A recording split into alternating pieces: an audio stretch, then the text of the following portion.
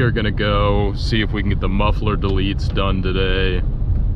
I'm sitting at about just a hair under a quarter tank. I'm gonna try and burn off most of this fuel so I can go fill up with E85 and do my flex and E85 data logs and get all that squared away. The local station near me regularly tests around like E70 to E85. I talked to Alex about it. He said preferably, you know, the lowest they want to see is excuse me, E75 or 75% ethanol content. But you know, he said technically speaking I can get away with, you know, anything below. On the forums and stuff too, a lot of people have been running like even lower than that, like E50, and I don't know, I'd be kind of scared to run E50 in a car that, you know, thinks it has E85, or on a tune that thinks it's E85 and it's running a bunch of timing and stuff, so that sounds a little risky to me. But yeah, an update on the 93 tune. I didn't realize they upped the rev limiter to 8,000, and after driving it for a couple days, man, this thing fucking rips. Like, for just a pretty much stock car with an X-pipe and a drop-in air filter, it's quite a bit quicker than stock. I had a straightaway yesterday on my way home from work. I was going to pick up my girl, and yeah, I got up there pretty quick. I went up to like 140, a little over 140, and yeah, it's definitely a bit faster than stock, which is nice. You know, the first impression of it, I didn't really drive it that much when I gave my first impression on the last video.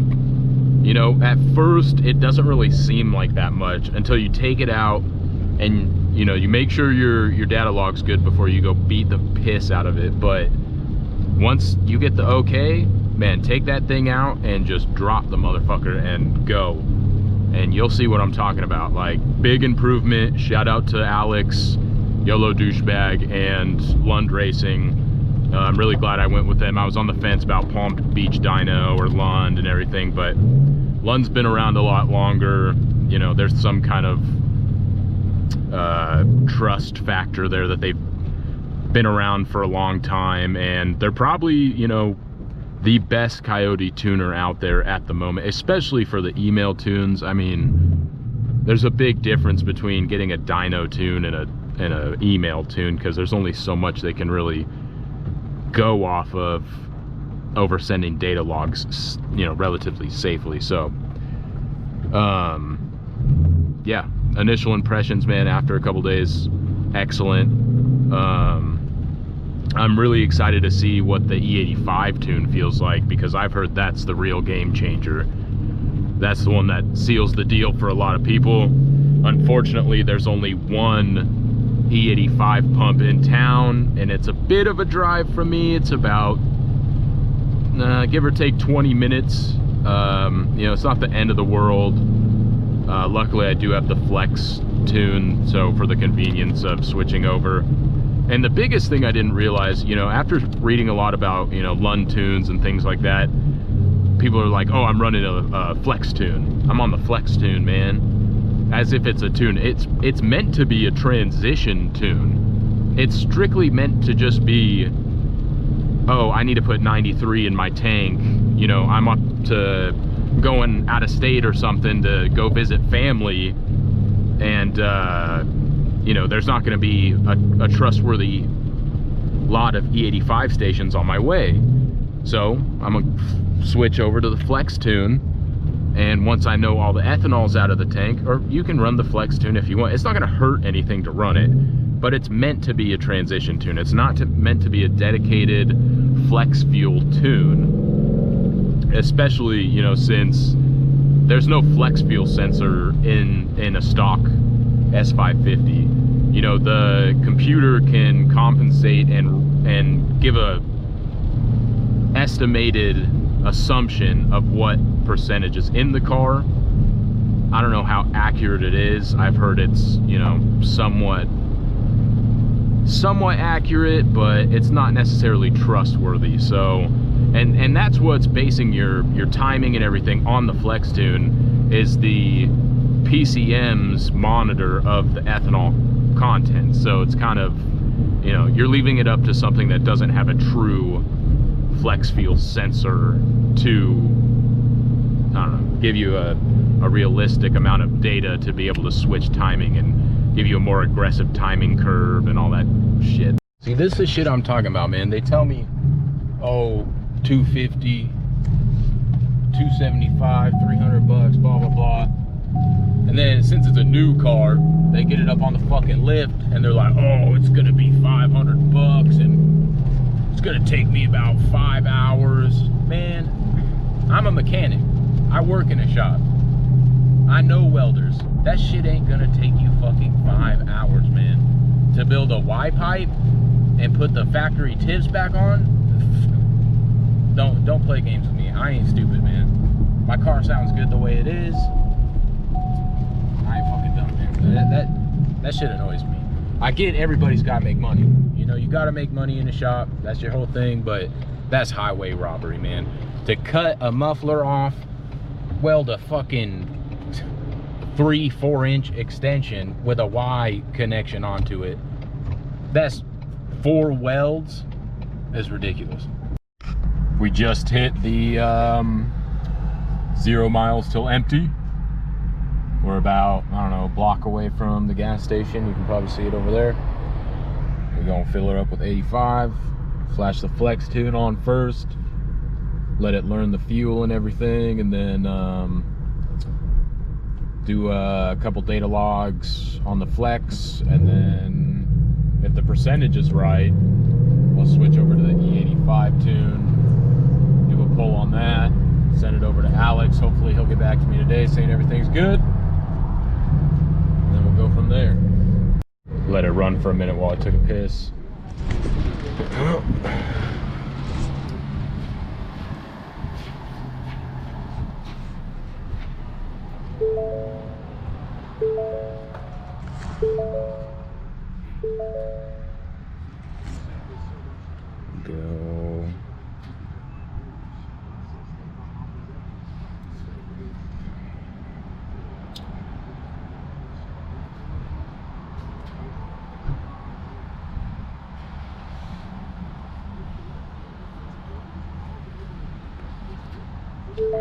We'll fill up while that's flashing.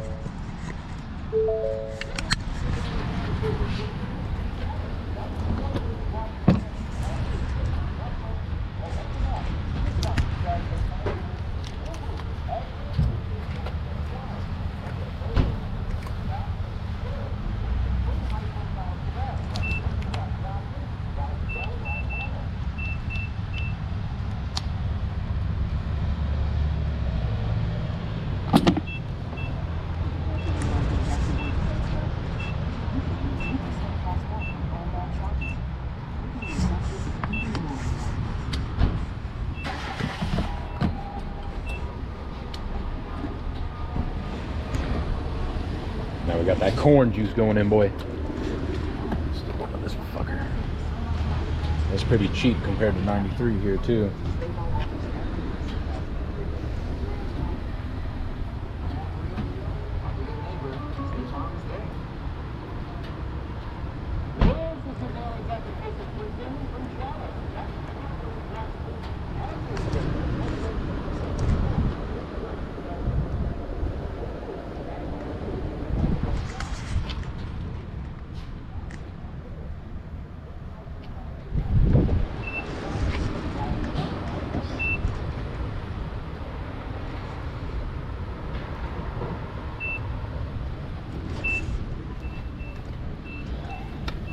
Gonna take a minute for this tune to flash, so once it's flashed on there, I'll start recording again. We got the pump going full of E85. Yeah, so once we're good to go, I'll be back. We'll data log and all that stuff, switch to the dedicated E85 tune, and do some polls. like I've said a million times, send it off to Alex, make sure everything's good to go.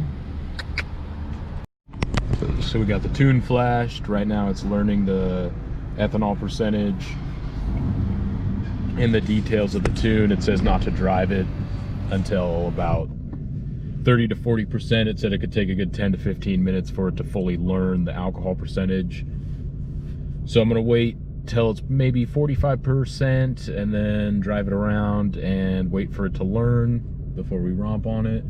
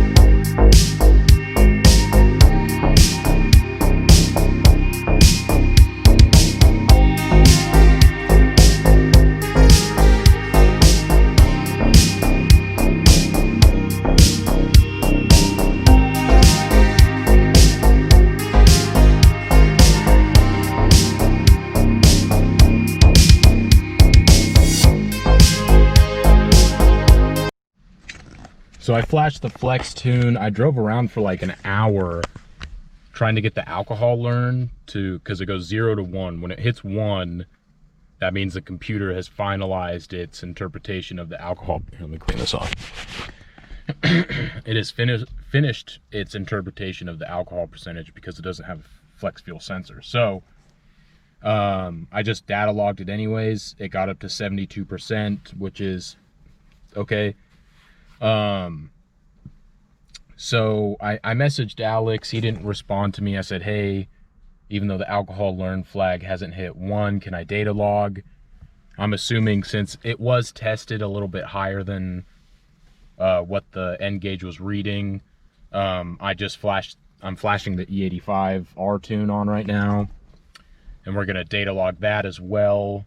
That way I can at least get the logs over to Alex and hopefully get a word back today on them,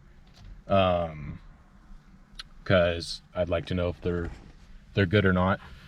Initial impressions of the flex tune on, like, if you're downshifting, it seems to hang at a certain RPM. I don't know, on the 93 in the stock tune, you know, it kind of burble, like not backfires, but you can hear it decelerating and lowering in the RPM range. I don't know if it's too lean in the higher RPM range, so when it's going down, it's kind of getting stuck, or if that's just how E85 runs. I don't know. The AFRs were like, the lowest it got on the poll that I made, because he wanted a watt log, was 8. And to me, that seems pretty fucking low, but it's E85, it burns cooler, and you don't need as much, I don't know, you don't need a higher air to fuel ratio as you do with pump gas. So we're gonna flash the E85 tune. I'm gonna wait for this to load on. We're gonna do, I'll probably do like a little step log real quick.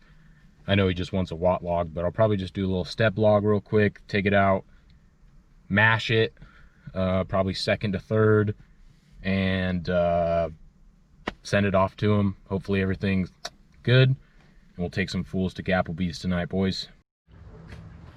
I just got done washing the whip.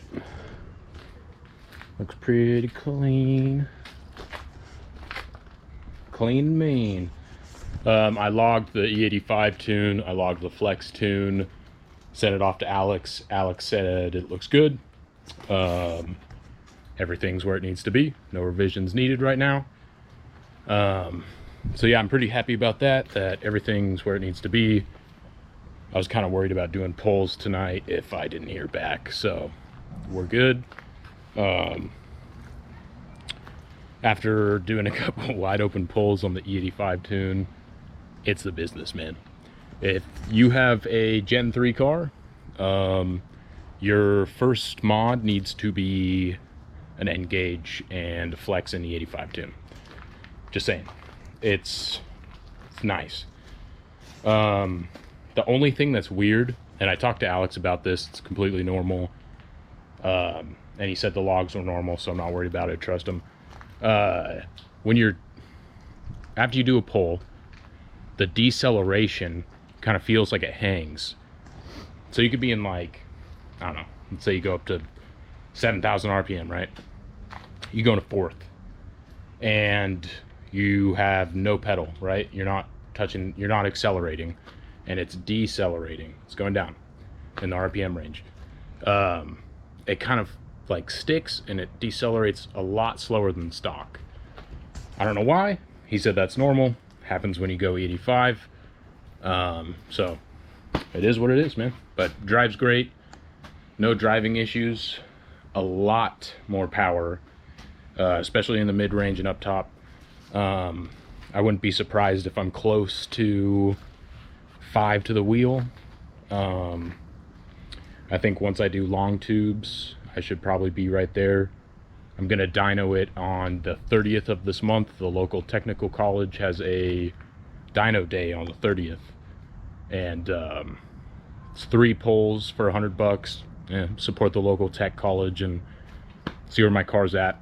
I don't know what kind of dyno they have, but we'll get a decent baseline number. Yeah, so here she is, looking clean, ready for the meet. Got a full tank of the corn juice, creamed or canned, brother. And yeah, I'm gonna leave off here, and I'll see you guys later tonight when we're at the meet. Hopefully some cool cars, hopefully some races. Like I said previously, there's a lot of talk, nothing to back it up here. Yeah, so we'll go from there, guys. I'll see you later. What's up, guys? I'm just kidding. All right, we're gonna head to the meet. This is Bryce. Bryce, say hello. What's up? What's up? What's up? All right, we're gonna go to the meet. I doubt anybody's gonna race, because last time we went, there were a bunch of fucking pussies, and they were like, oh, we had to go pick up our fucking girl, and I'm sweepy and all this shit. So we'll probably look at some cars, might call somebody out, see if anyone wants to race, and we'll go from there. We ended up going to that meet. It was bunk. There was like 20 people there. It wasn't worth filming. It was kind of shitty. So man, I'm getting bored out here in Tallahassee. That's where I live, Tallahassee, Florida. There's no car community out here, man. I think I'm gonna start going to the drag strip or something, because where I'm from, there's a lot of street races, and it's nice. And that's what I'm into, you know. I religiously watch, you know, the like drag racing channels on YouTube and drag racing in general, but I religiously watch, you know, drag racing. You know, I'm obsessed with it, but I've never gone to the track. I've never gone and made it, you know, like an official thing. You know, I've always been a street racer boy, so maybe I'll switch it up, because down here, I mean, unless I drive 4 hours to Tampa or Bradenton or somewhere where there's an actual car scene, especially with COVID going on, it's not worth it. I mean, especially if something breaks and I'm 4 hours away, I got to get towed 4 hours. I don't have a truck and trailer, so it is what it is. I'm gonna post up this E85 flex feel tune video. Next might be long tube headers. I think I'm gonna keep the stock axle back. I have an X pipe in the car, and I think I'll just do long tubes from there. That'll give it a little bit more oomph in the loudness scale. Yeah, I'm disappointed, man, in the car community out here. It's a lot of everywhere it's shit talking, but it's more so here. It's a lot of internet dweebs who, you know, and some of them have fast cars. Some of them have pretty quick cars, and they still don't want to run it, man. I don't get that. But, you know, maybe I'm new down here and I haven't, you know, associated with the correct people who are well versed in that scene, you know, because I know some places it's pretty like hush hush, but where I'm from, it's fucking it's quite open. So all right, guys, sorry this video is probably going to be all over the place. I was kind of expecting to have like a setup criteria for this fucking video, but it kind of didn't turn out how I wanted it to turn out. I was planning on, you know, at least having a decent turnout at that meet and getting some races in, but everybody was just a little, I'm not gonna say it, but you know what I mean. So I've done the E85 tune and the Flex tune. Right now I'm going to AutoZone. I gotta get a fuse tap to hardwire in my radar detector. It's just a cheap radar detector that it doesn't have like a hardwire kit like most. God damn, fucking rev match sucks on this tune. It doesn't have a hardwire kit like most of them do, because it's just a cheap unit in fucking like $50 Amazon radar detector. But it works really good for what I need it for. Just, you know, if the cop scans me, it lets me know. That's all I care about. So I just got to get a fuse tap so I can run it to accessory power. And yeah, that's basically it. But on the drive to AutoZone, I figured I'd do a couple polls and show you the difference on the E85 tune. I guess we don't really have a baseline, you know, polls to compare it to on my channel, but if you take my word for it, you know, at least it's a lot better.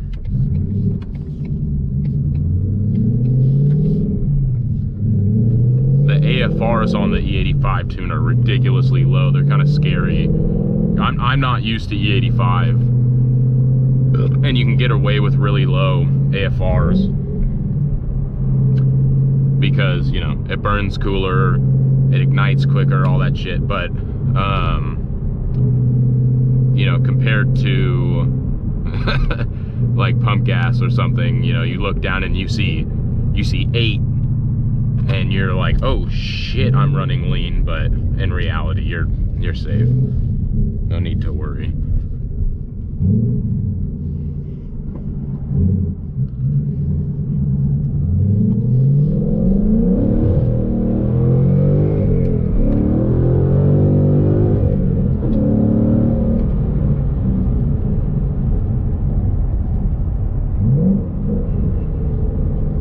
Got a little nice and squirrely there.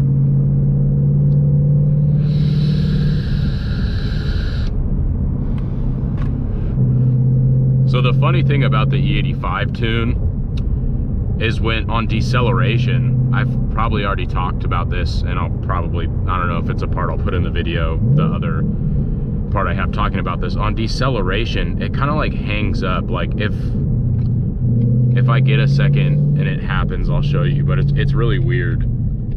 But everyone at Lund said it was normal, so I'm not too worried about it.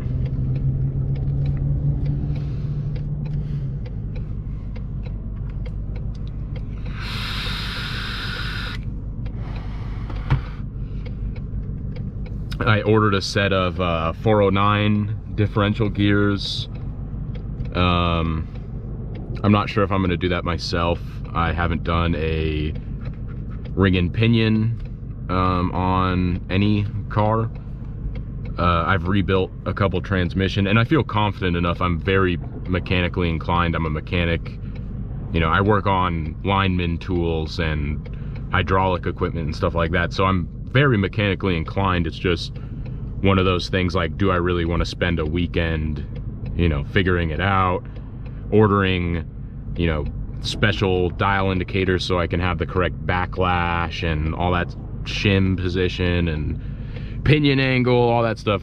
I mean, I'm sure it's not really that complicated. It's just, I don't know, maybe I should do it myself, because then I'll have all the tools to do it in the future. And I'm sure, you know, my goal is to have a MT82 and a car in the low 10s, high 9s is my goal. That's a very optimistic goal, but with the right gearing, you know, everybody's with the A10s right now running 10-second passes and everything, but you know, in the future I'll probably go to a higher gear in the rear end, maybe like a, I don't know what they make for these cars, because they're weird. They don't make 410s, they make 409s and 411s and all sorts of weird shit, and like 435s. But I also daily this car, so dailying it on something like a, you know, a high application for like the strip would be a little much. But what's going on, guys? So I just finished wire tucking up my radar detector. I don't know if you can see it that well, but I got it ran up there through the headliner, down this pillar, down the side here, through this pillar, around here, and then I got a fuse tap in the fuse block. And then I installed these, let me see if it'll work, these lights the other day, like interior lights, kind of ricery, but I have 5% tint on all my windows, so it's really dark in here sometimes, so I figured these would help. And I had to run that to the battery. It required, you know, straight to the battery, so I didn't tap that. So I had a extra negative wire that I was able to tap the negative from my radar detector to. This is just like the cheapest unit in radar detector you can get, but it's pretty dope. It works now without having to be plugged into the 12 volt socket. Yeah, they don't make a hardwire kit for it, so I actually just cut off, you can see it probably right there on the ground. I cut off the 12 volt and it was just a positive negative wire, like basically anything that's 12 volt powered, with the cigarette adapter.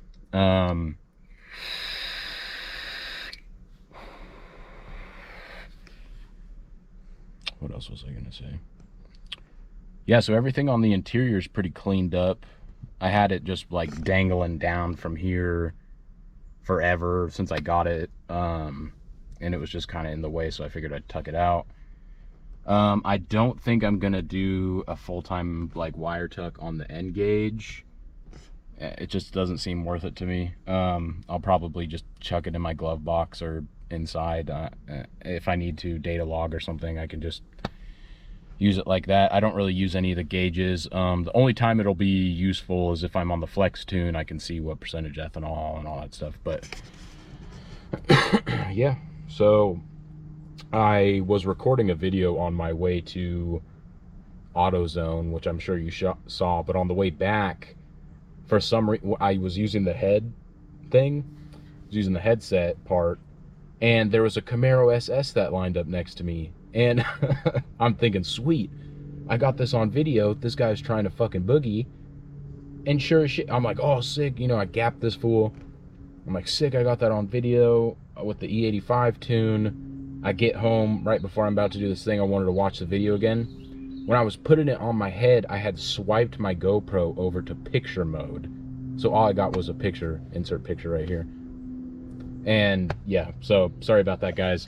Another thing I was talking about when I thought it was recording, but it was just in picture mode, was it's really awkward for me to talk into a camera. I don't know. I'm sure this is probably a thing that most first-time YouTubers run into. It's kind of like, it's kind of weird. So, you know, and when you try and plan content. I'm at least trying to plan content for the build of this car. So, let me turn the car off. it's weird when it doesn't turn out how it's expected. So I had planned like, oh, I'm going to go to this meet. There's going to be some races lined up. You know, it'll be a perfect video. E85 tune, meet, races. The meet was bunk. No races happened. It was a bunch of hard parking dudes. And whatever, that's cool. That's on them. If you want to do that, you don't have to race your car. But where I'm from, I'm not originally from Florida. It's, you know, meet, race, all until, you know, till everybody wants to go to bed at 5 in the morning. So it's a little different, but sorry, I'm rambling on here. It's difficult for me to come up with this kind of content and explain it in a clear way. I'm sure it'll become more of a, you know, secondhand nature down the road. But if you like my videos so far, please, you know, like, subscribe, throw a comment down below, even if it's, this video sucks, man, stop making YouTube videos. It'll be appreciated. Yeah, so like, comment, subscribe for more, and I'll see you guys next time.